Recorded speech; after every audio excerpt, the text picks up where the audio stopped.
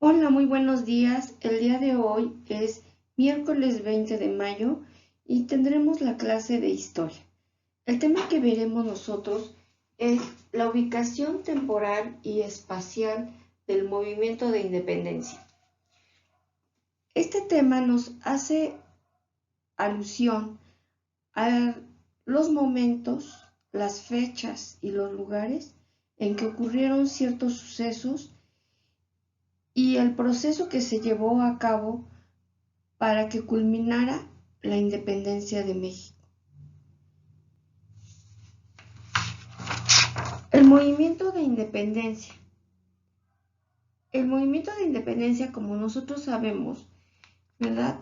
Fue el movimiento que culminó y llevó o condujo al México colonial, al México conquistado por los españoles, a la búsqueda de la libertad,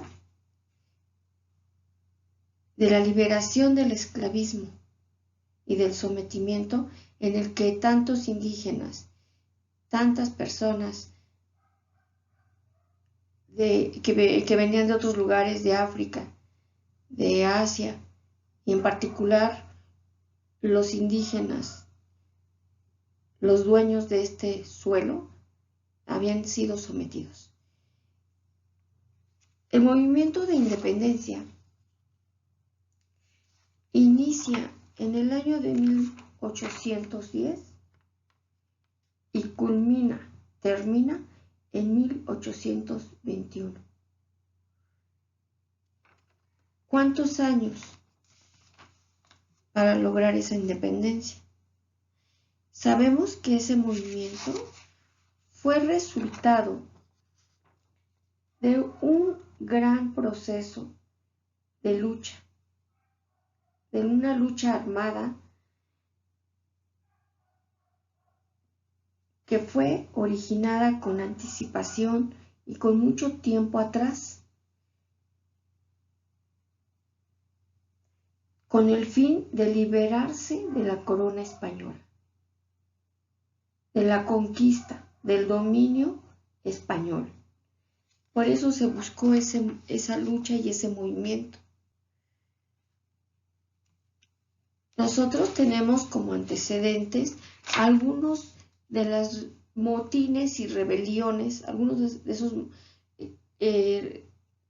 enfrentamientos que hubo entre indígenas, africanos, asiáticos con los españoles, que dejó mucho dolor, muchas muertes, mucho caos y mucho sufrimiento en ese entonces. Algunas de esas rebeliones fueron la rebelión de Yanga, esto es solamente como un recordatorio, las rebeliones mayas con Cani, quien quería que regresara a ser la vida de los mayas como había sido antes, ¿verdad? Pero no fue así. Los aplastaron, los derrotaron. Las rebeliones de Martín Cortés, el hijo de Hernán Cortés, entre otras muchas más, y así como la inconformidad de los indígenas por la expulsión de los jesuitas. Aquí nosotros vemos, en este pequeño cuadro, nosotros podremos apreciar que hubo antes del movimiento de independencia que más conocemos, otros momentos de inconformidad expresados con motines y rebeliones que no pudieron culminar como tal en un movimiento, en una guerra, en una lucha. ¿Por qué? Porque fueron oprimidos, fueron agredidos y sometidos. Bien, hay 4 etapas, hay 4 momentos en los que se va dando el movimiento de la independencia. No lo inicia Miguel Hidalgo y Costilla, mas él no lo termina. Él solo es el inicio de esa lucha, de esa búsqueda por la independencia. Aquí tenemos nosotros que el inicio es en el año de 1810 a 1811. Inicia, dura un año. Hidalgo e Ignacio Allende y Josefa Ortiz de Domínguez se organizan para preparar ese inicio. Y aquí apreciamos nosotros que va a abarcar, ellos van a tener luchas y enfrentamientos en diferentes regiones consideradas que abarcaron varios estados de la República. Entre ellos se encuentra, bueno, se le llama el Bajío, ¿sí? a esa región, y es Guanajuato, Querétaro, Michoacán y Jalisco. Ahí tenemos nosotros los estados principales en donde sí estuvo Hidalgo, pero también Hidalgo, ¿verdad? Siendo quienes los principales líderes ya militares que lucharon y estuvieron en esas batallas fue Miguel Hidalgo y Costilla e Ignacio Allende. No es Josefa Ortiz de Domínguez, ella ya no fue a las luchas, ella se quedó en su hogar, ¿sí? Con su esposo. ¿Por qué? Porque ellos recuerdan que ellos eran como los gobernantes de ese lugar, entonces ya los tenían bajo la mira. Entonces ellos se quedaron ahí y finalmente quienes se fueron a la guerra y a las luchas iniciales fue Miguel Hidalgo e Ignacio Allende en la parte del Bajío.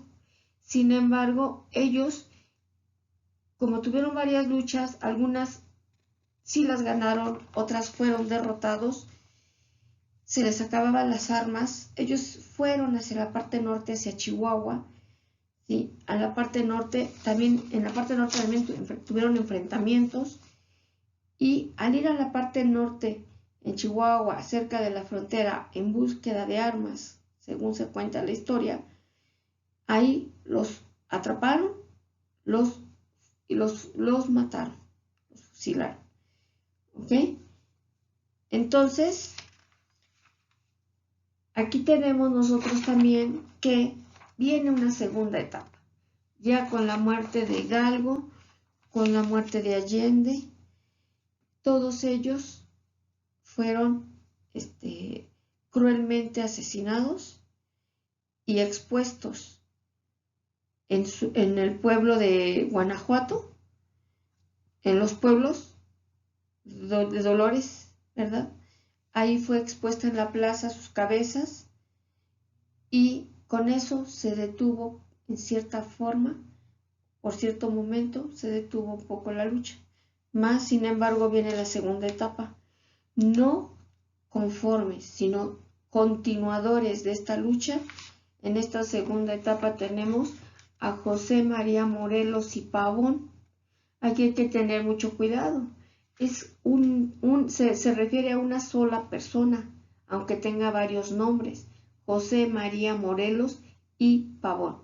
Porque a manera de chiste pareciera, como en una ocasión una persona me decía, ahí dice, maestra, es que yo en alguna ocasión pensé que José María Morelos era uno y Pavón era otra persona.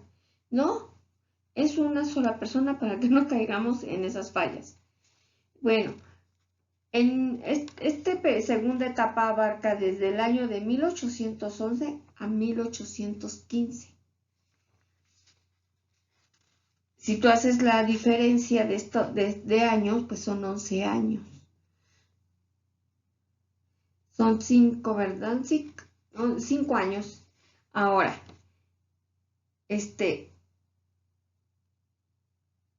aquí quiero decirte que José María Morelos y Pavón, tengo entendido que él era un arriero.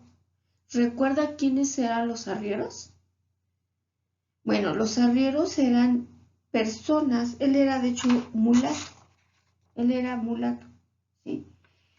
Entonces, él era de una combinación de español con mujer de raza negra. O a la vez, sí, básicamente, ¿no? Español, hombre o mujer, como sea, español y africano.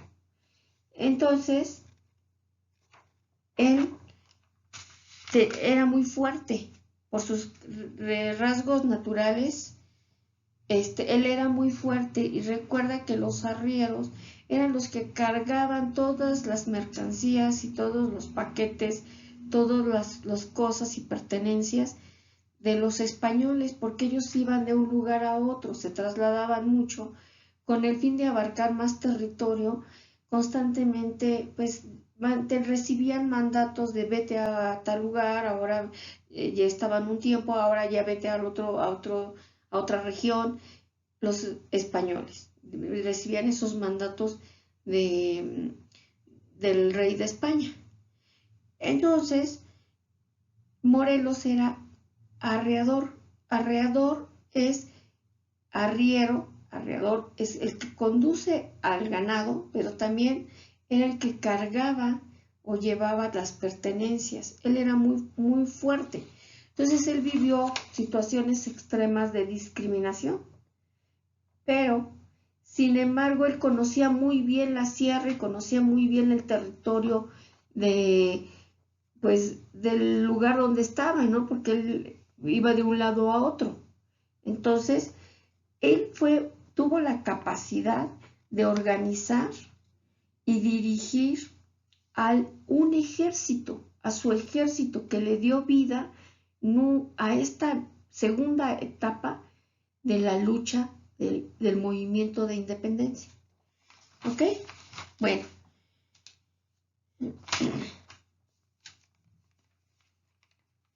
Él fue un hombre genial, a pesar de sus condiciones socioeconómicas y culturales.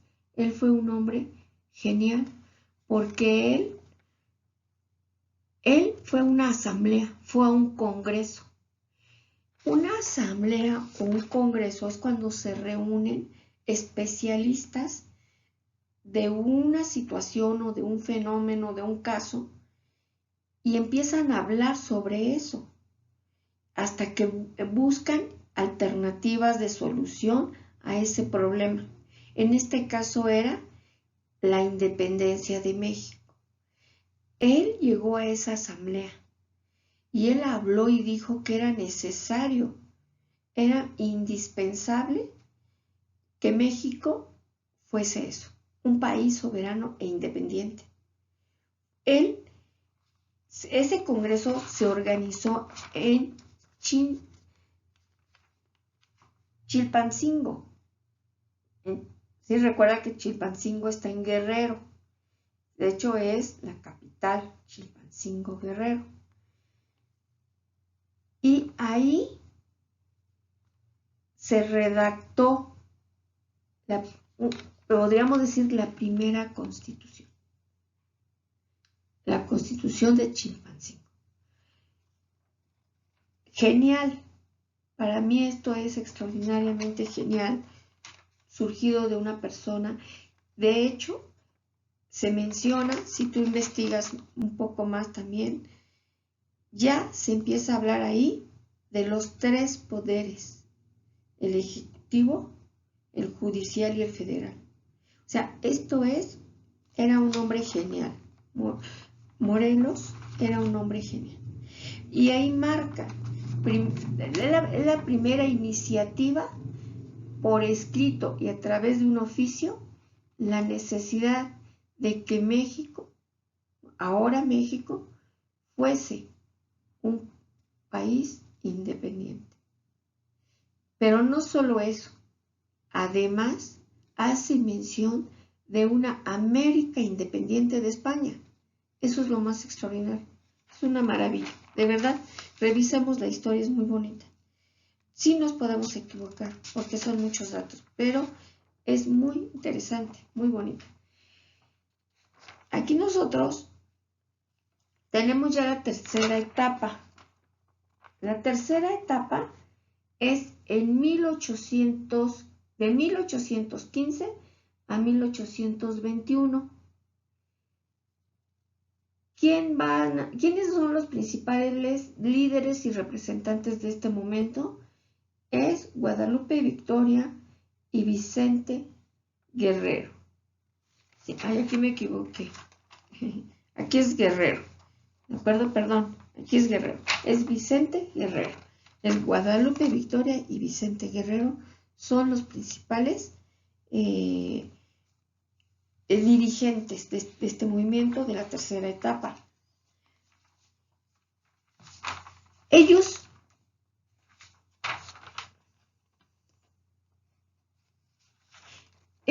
lucharon, obviamente, lucharon contra el ejército que apoyaba al rey de España. Obviamente ese ejército era un ejército pagado. ¿Por qué? Porque en ningún momento ellos eran españoles como tal. No eran españoles. Ese ejército era formado por criollos, por mestizos. Entonces, pues ellos hacían una labor, una función. Y solo lo que hacían era defender al rey de España sin más. ¿Cuál era su único motivo de defensa? Pues su pago.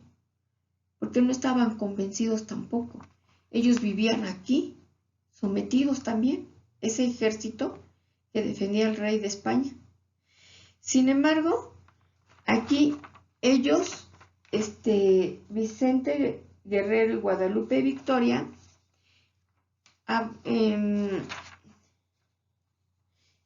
abarcaron las regiones de San Luis Potosí, Zacatecas, Hidalgo, Querétaro, Guanajuato, Puebla, Michoacán, Veracruz y también Guerrero. ¿Sí? Aquí tenemos cuáles son las regiones que ellos abarcaron. O sea, si nosotros visitamos alguna de estas entidades, pues, ¿qué es lo que va a pasar? Va a haber un pasaje, dice, aquí estuvo el guerrero, ¿verdad? Vicente Guerrero, luchador, en este momento aquí descansó, aquí estuvo con su ejército. Bien, en alguno de estos estados estuvieron ellos, en algunos lugares o pueblos. Tenemos esta cuarta etapa. La cuarta etapa fue una de las más importantes, obviamente tantos años de guerra, de lucha, tantos esfuerzos, sacrificios y bueno, muertes también de tanta gente. ¿Qué pasó en esta cuarta etapa? Aquí tenemos nosotros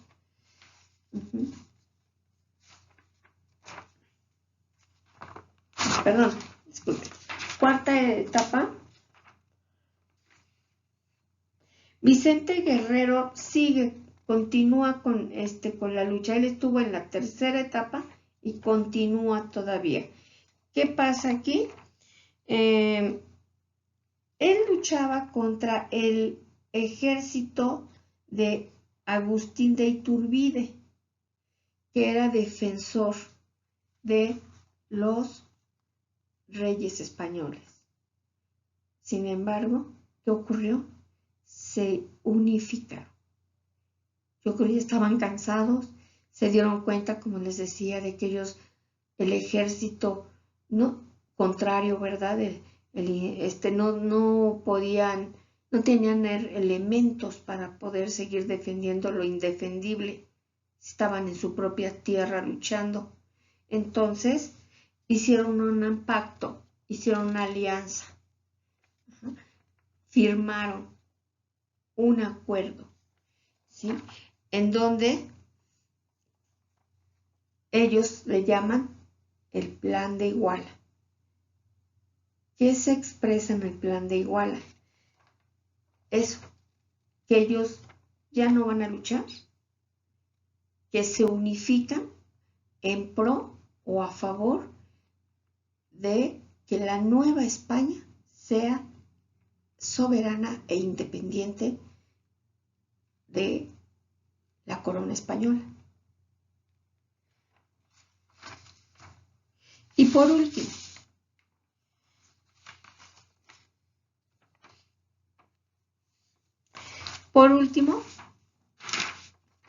se consuma la independencia. Se consuma el movimiento de independencia. Se termina la guerra. ¿Sí? Esto es el 21 de septiembre de 1800, el 27 de septiembre, de 1821. Es el término. Siempre festejamos el inicio.